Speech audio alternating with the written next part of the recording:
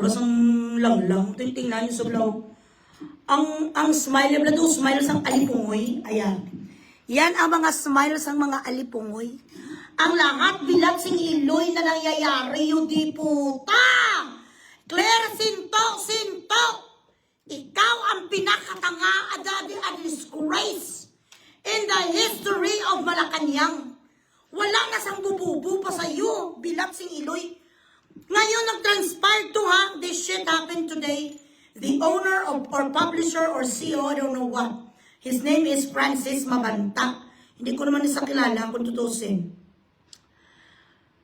Pero, ngayon siya ang trending dahil dito. Hinuli siya, sorry, pardon me. Ay, sandali lang. Para sa tatay na to pala, oh guys.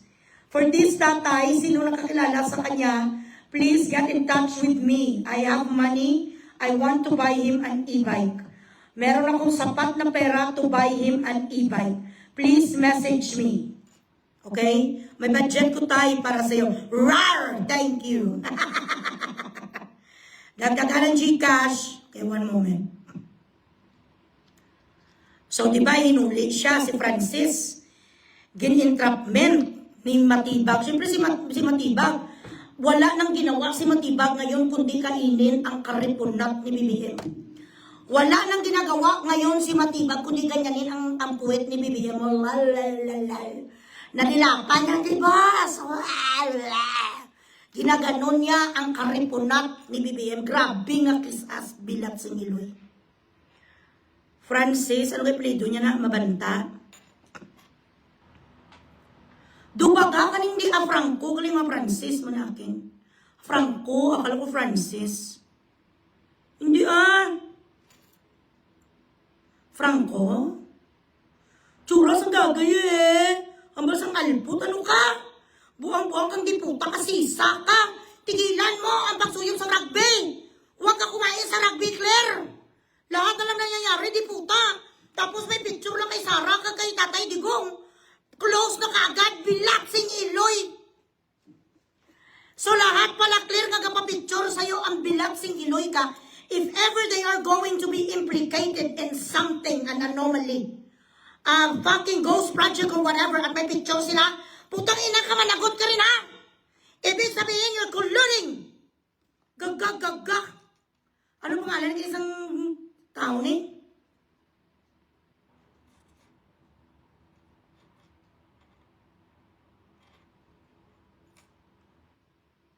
Franco. Franco.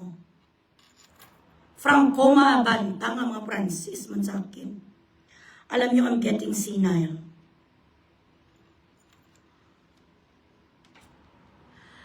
Ang sa tatay, please. I-message ko, I have enough money for your e-bike po. Magbili tayo ng maganda. Okay? Itong si Mabanta, dali lang.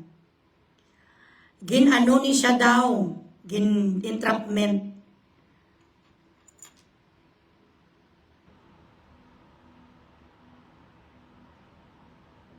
O di ano palagi naman ako sa radio station. Nothing is new.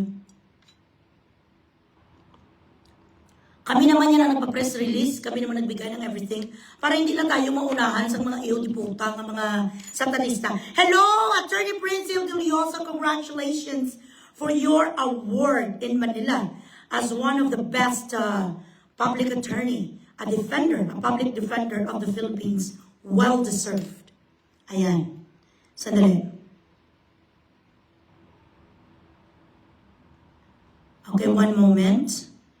Pagkabasaho natin.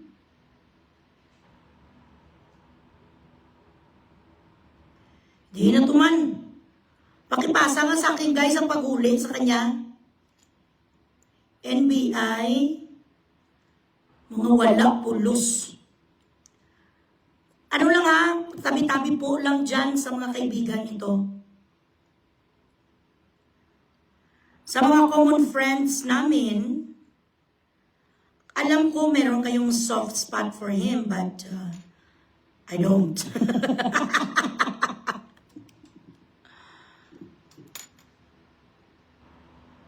Okay. Here.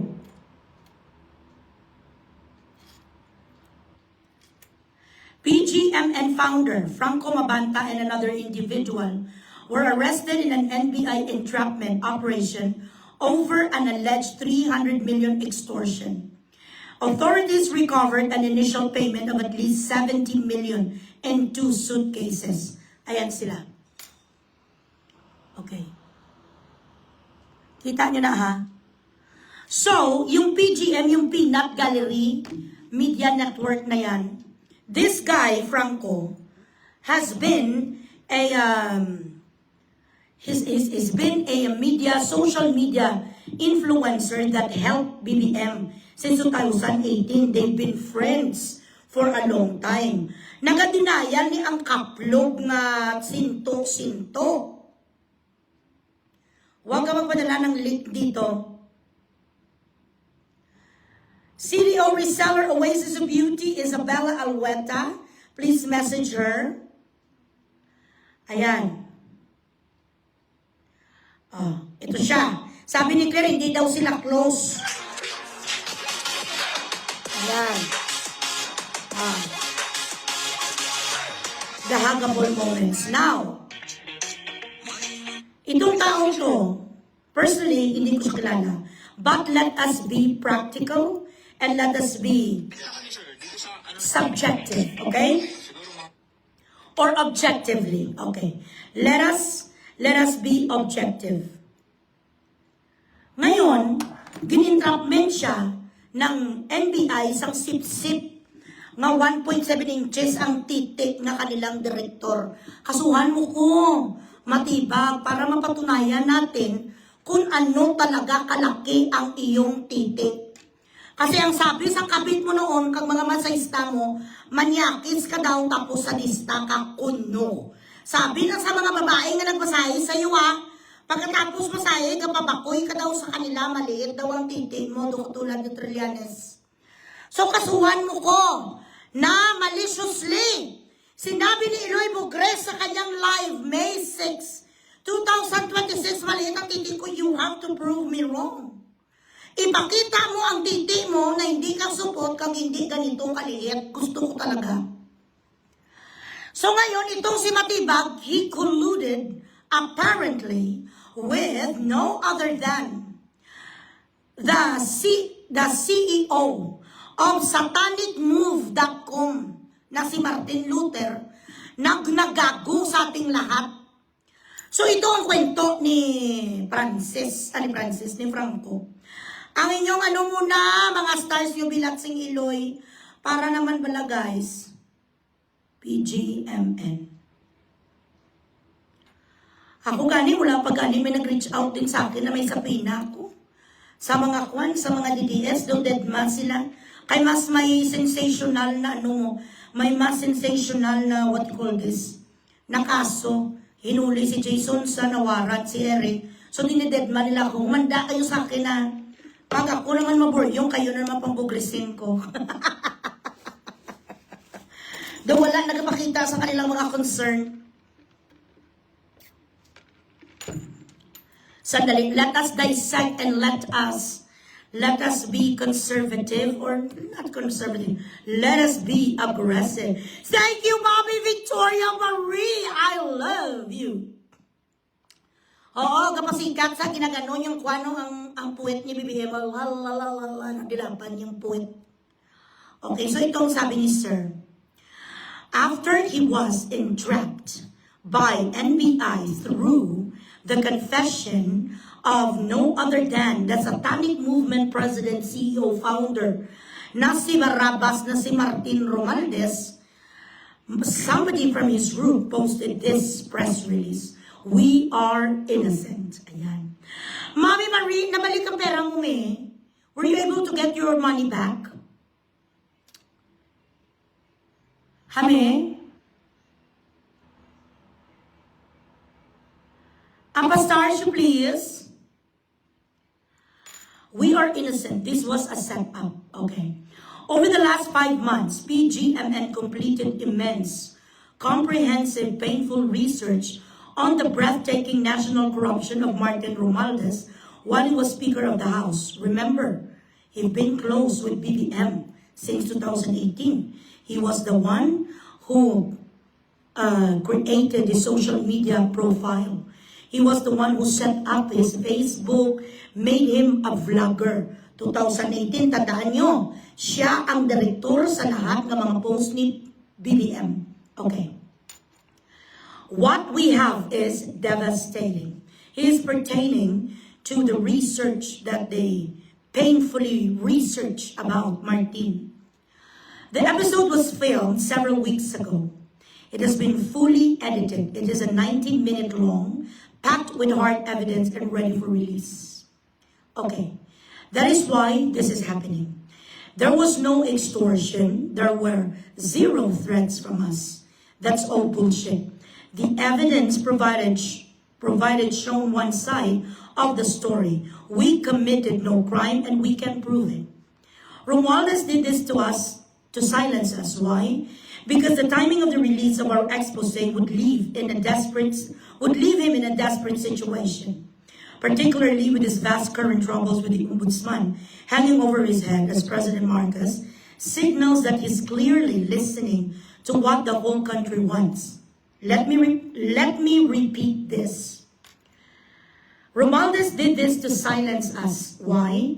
Because the timing of the release of our expose would leave him in a desperate situation, particularly with his vast current troubles, with the Ombudsman hanging over his head, as President Marcos signals that he's clearly listening to what the whole country wants, and is at least willing to hold accountable the men widely believed to have sabotaged the first 3 years of his administration. Hang on a second, Mr. Franco Mabanta, or I don't know what. Ibig mong sabihin, your painful research, the devastating red diary that you found, or the golden goose na nakita niyo sa whole story na to, ang lahat na bumabalot na kahayupan ni Martin Romualdez. At sa talino mong yan, you are still convinced that your friend, Marcos BBM, is not involved with the ghost projects and flood control. So what you're trying to tell us, the NBI director na maliit ang titing na si Matibag na mayabang, colluded with Romualdez na beloved cousin sa ating presidente, humingi sa ng tulong kay NBI para i-entrap ka na may 70 milyon na nakuha sa inyo. Mark money. Ibig sabihin, ang pera niyan, Xerox na siya, na photocopy. So, ebidensya na siya ang mark. Yan ang ibig sabihin ng mark money. Gin-photocopy na nila lahat. Ewan ko kung paano gin-photocopy sa mga bilansing Iloy ang 70 milyon pesos. And if Romualdez was able to come up with 70 million pesos, akala ko ba freeze ang account ng Ombudsman? Di ba, Rimulya, gin-freeze mo ang account sa bilansing Iloy nga si Brabas at sa kumuha sa 70 milyon? Tama ang sinasabi ng aking source, meron pang nakalibing sa mga bahay-bahay ni Romualdez from where he comes from, sa Samar, Tacloban. At ilang bahay ng mga kaibigan niya doon sa drum ang mga kapirahan. So itong tanong ko sa iyo, Franco, make this make sense. Ang ka-close mo, kaibigan mo, tinatawag mo Tito Bongbong and Tita Liza, yun you address them first name basis, said yes to entrap you through his dog. Ang aso, ang pinaka-aso, Doberman, ni BBM ngayon na si Matibag, hinayaan na ilagay ka sa kahihiyan, ganon. Pina-entrap ka dahil sa so-called bilaksing Iloy, nga naga-extort ka ng pera kay Romualdez. Paano? Tapos naga-deny ngayon ang gagagaga nga sinto-sinto, nga abnoy, nga si Claire. Hindi sila magkaibigan, sabi sang Alput, ay abaw! Nagpakita-kita ang iyo, di puta, nakakahiya ka talaga. Dapat hindi ka pinapasahod, di puta, sa taxpayers' money. Kung hindi ka pa naman gaga, ang igagawa sa iyo di puta nga ebidensya kudak. Wala ka sa ibang ebidensya kundi picture.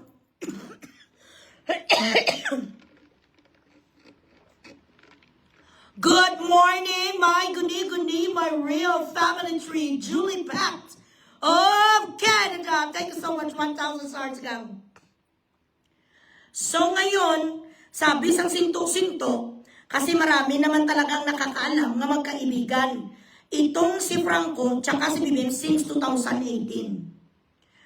Ang tawa, sang lang yung tingnan nyo sa balaw. Ano ang ginatira mo bilang sing Iloy Asiton? Ano ang ginasindutan mo sa lighter at tissue ang ginahigot mo? Clara, rugby nga may asiton tapos nilalagyan mo thinner. Ito ang ebidensya sa isa ka abogada bilat si Iloy.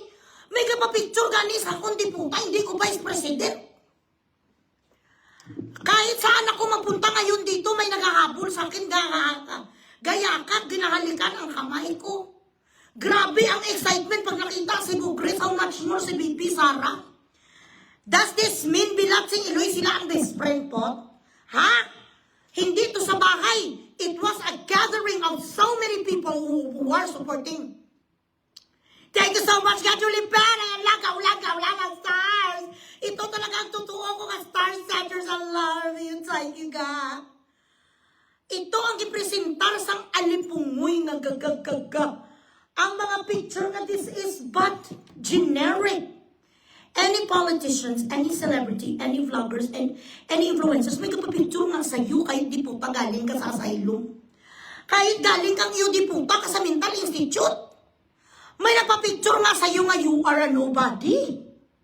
May nagpapicture gani sigong iyo di puta nga wala man sa kwanin, sigong hindi ka man talented. You are not even a good communicator. May nagatiis gani pinagtsatsagaan ka pa picture kahit papano, kahit ikaw pinakalang lang. Kahit sinto-sinto sa buong Pilipinas, may kapapicture nga sa'yo kahit atay-digong pa. If the evidence that you're showing, ito ang pinakamabakod mo. Nga ebidensya, picture, bilat sing Iloy. Ay ano, iriribat ka ng buong Pilipinas, 32 million. Ilan ka pictures ang meron si Lisa Tanasit sa Lisa and si Bongbong. Nag-birthday last year itong si Franco sa bahay ng amo mo. Tapos sasabihin sa bilat sila yung alipungoy kakitya. Who fucking filters your press release? Who does that? You don't have a boss? Who is your chief of staff in Malacanang? Nobody filters your press release. You are shaming. You're already full of shame of this. So ano ni ngayon ang dapat gawin sa kanya presidential communications office dahil nag-fake news na naman ang gaga niya, misleading? You claim na hindi sila close bilat sa Iloy since 2019, galaro sa aso. Kasama si BBM. Nagakuan sila pati si anak niya ka private dinner. Tapos ang itapat mo bilat sa Iloy sa private dinner, private birthday in the residence at Forbes Park. Nang iyong amo, ang itatapat mo ang generic na kaukos. Saan ang privacy doon? You cannot establish that she is friends with Sarah and Tatay Digong. They never had an intimate celebration together. Kamangusi mo, bilat si Iloy Anunis na nag-graduate ka man din. Why don't you go back to the puta to your radio station program? To your radio program. Hindi ka bagay nga mag-usik, nakakaya ka, uy, David Gomez. Nakakaya na kayo, wala na kayo integrity actually. You attack, you oppress Filipinos that are opinionated like me, who practices our inherited rights. Pero putang ina, hindi mo mapilter ang gagagaga mo ngayusik. Ano ni mga talent? Sino nag-hire sa inyo man? Saan kayo agency nang galing? Bakit kayo binigay sa Malacanang ang pinakapagutpot na candidate for a fucking position?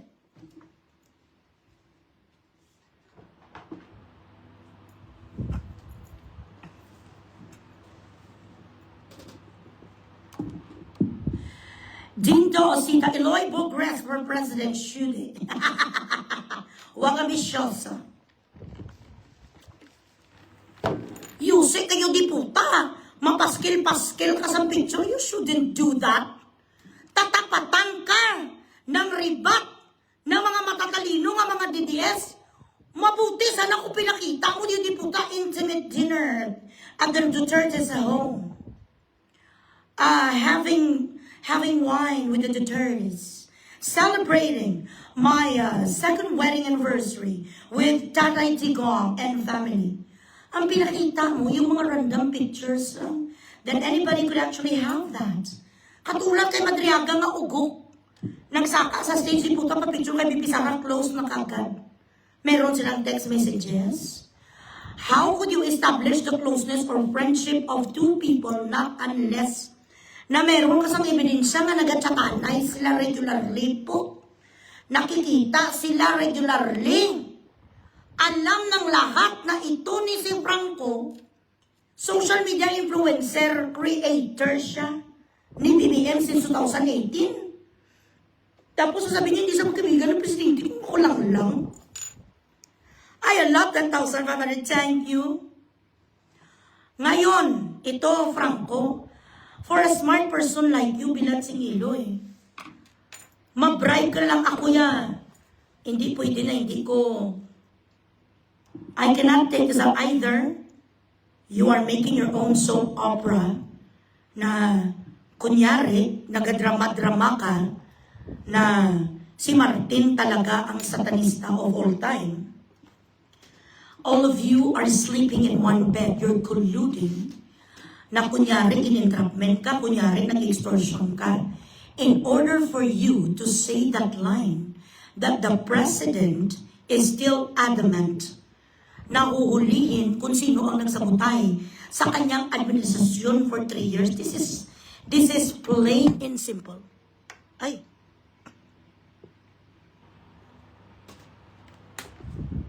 Ay, kailangan na natin i-charge. Hindi ka naman nag-ano sa akin na wala ka na pala sang battery.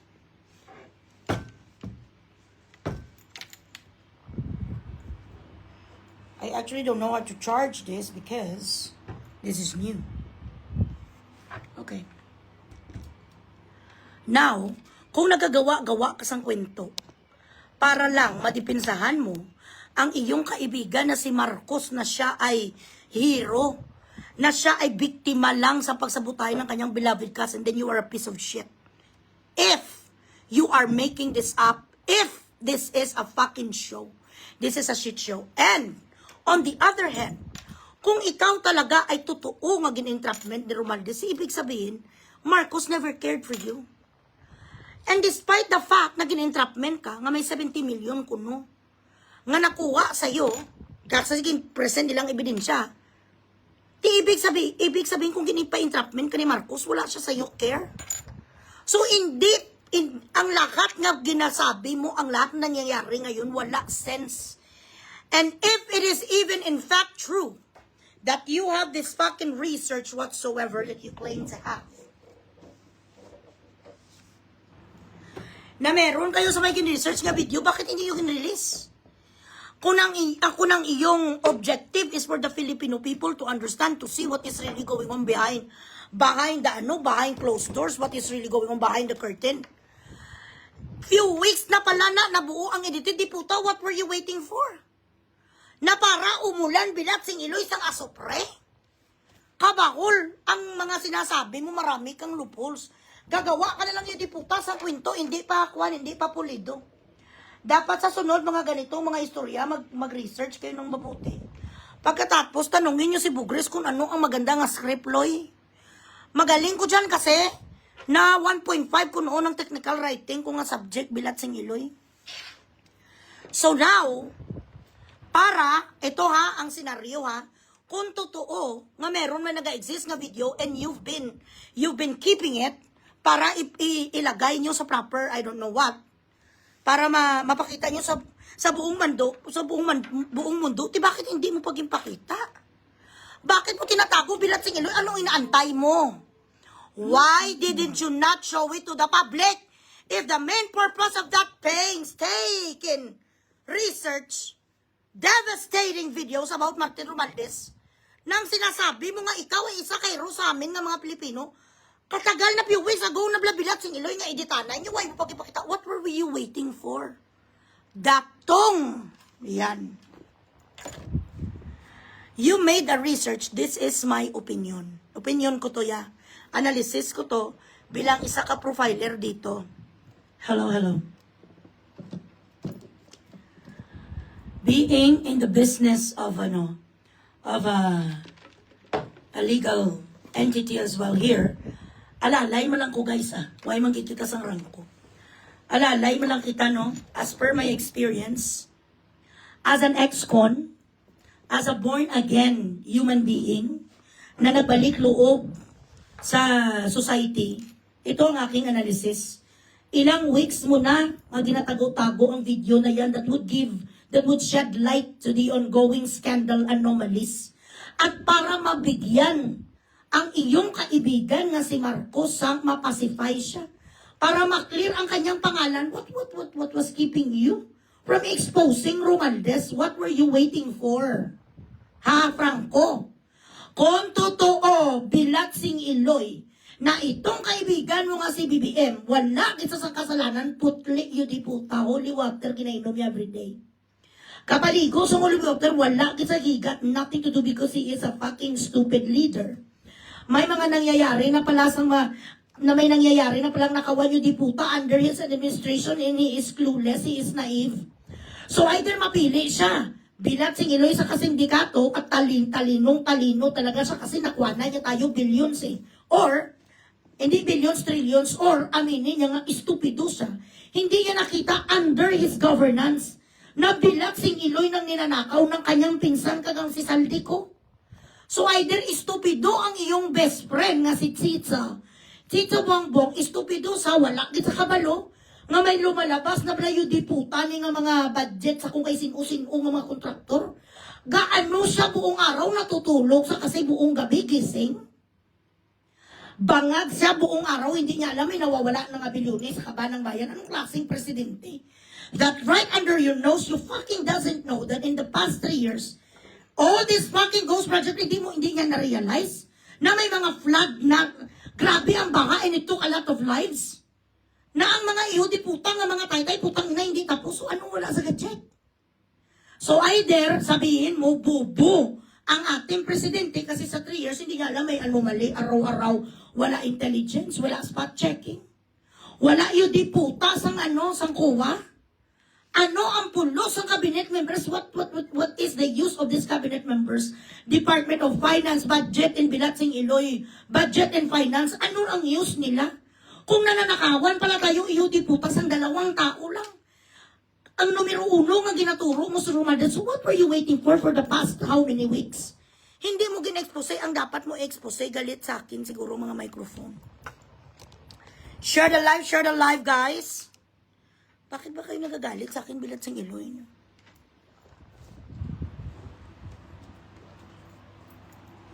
So kung sinasabi nyo na ang anomalya na to na wala talaga alam si BBM, so it simply means na siya ang presidente nga alipungoy. Estupido lang nga leader ang walang kaalam-alam what's going on inside his kingdom.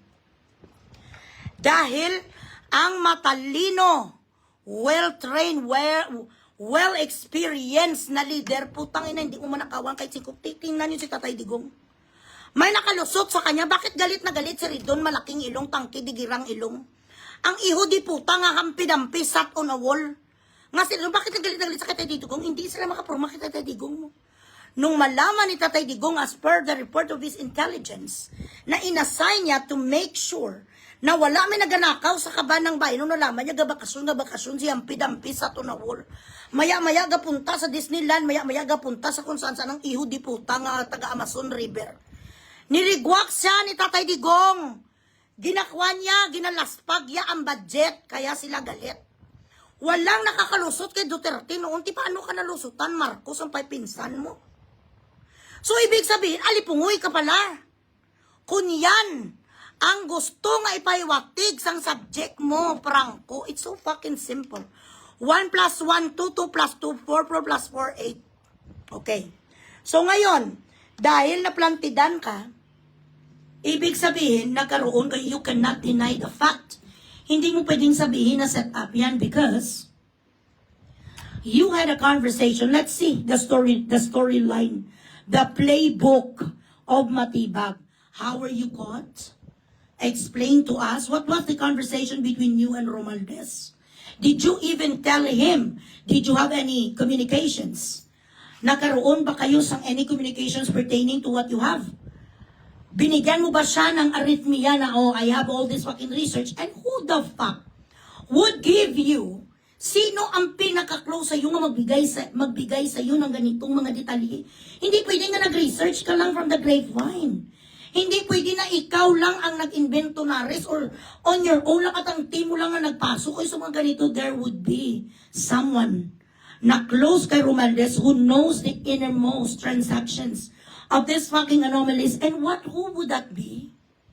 Sino ang pwedeng makabigay sa iyo ng comprehensive overview about the anomalies na nangyayari Bilatsing Iloy sa administrasyon ni Sitsa Bongbong? Kundi siya. So meaning, you also colluded with him. He been using you to do this kuno research. Ito ang ibigay mo kay Romualdez, itong lahat ng mga ebidensya. Kausapin mo sa Romualdez, sabi mo, bigyan ka 300 million. Akin, analysis to ha. This is my opinion. Karapatan ko to mag-imagination. Karapatan ko to mag-pastor the story because I'm smart. Ngayon, gintraidor ka sang tito mo, Tito Bongbong. Trinaidorya ka, ikaw na naman ngayon ang ginawa niya nga bait. Ginawa niya naman Bilatsing Iloy uod at ipalamon sa bagis. So instead, na dapat ang baliktarin kagangulihin ang Bilatsing Iloy nga si Barabas, between the two of you, ang weight ng sasabihin mo is shit. You're not a public figure. You're an ordinary person. So sinong dapat yang gamitin na naman para meron na namang diversion na hindi na naman ma-question ang mga Bilatsing Iloy nga flood control kagang 1 trillion na naman nga ginutang niya ikaw. Kasi, after all, akala mo matalino ka pero hindi, nuknukan ka sa kabubuan. Magagaling lang kayo ang mga Bilatsing Iloy yung mag-Ingles pero wala kayo utak.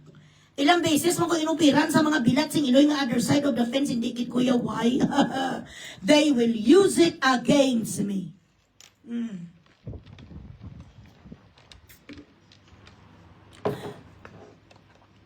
Huwag niyong anuhin, pansinin ang vlogger. Hindi na sa vlogger, chismusa lang nasa marites, walang substance. Sino maniwala sa kanya Bilatsing Iloy? Nga nagpalaglag si Pipi Sara, and those things that a woman does for her body is none of our business anymore. Kahit 10 beses pa lang sa magpa-abort, wala ka pakialam.